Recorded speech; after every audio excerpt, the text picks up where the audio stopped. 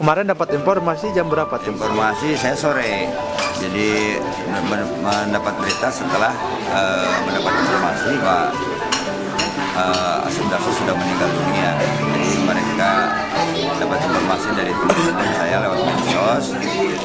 Jadi dia sedang manggung di Menger, daerah Pamengpeuk Banjaran. Jadi pada saat pertama dia masih fit, kedua udah agak menurun, ketiganya dia berbicara, saya pengen istirahat dulu karena mungkin udah terasa sempat itu di lokasi.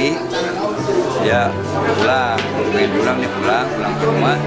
Terus di rumah sempat pingsan, menurut informasi seperti itu. Ke rumah sakit, dia langsung udah nggak ada. Berarti pulang dulu ke rumah ya? Pulang dulu ke rumah. Nggak meninggal pas lagi manggung? Enggak. Manggungnya di mana Pak? Di daerah Menger. Di daerah Menger. Pamengpeuk Banjaran. Pak, di mata Bapak Asep Darso sendiri sosok seperti apa tuh orangnya Pak? Dia sosok seorang, dia kan orangnya gimana ya? Orangnya fair lah.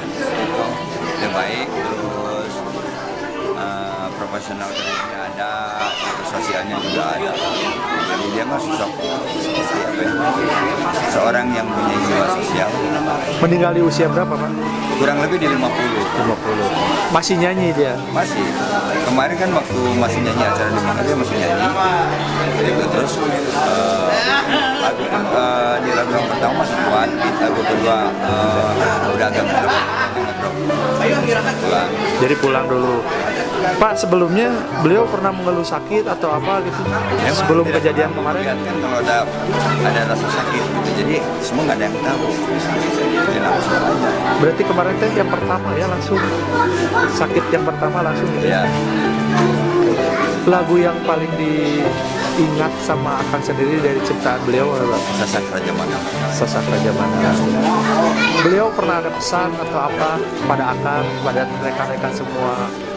Enggak sih, dia mah orangnya enjoy, happy gitu. Senang-senang aja gitu.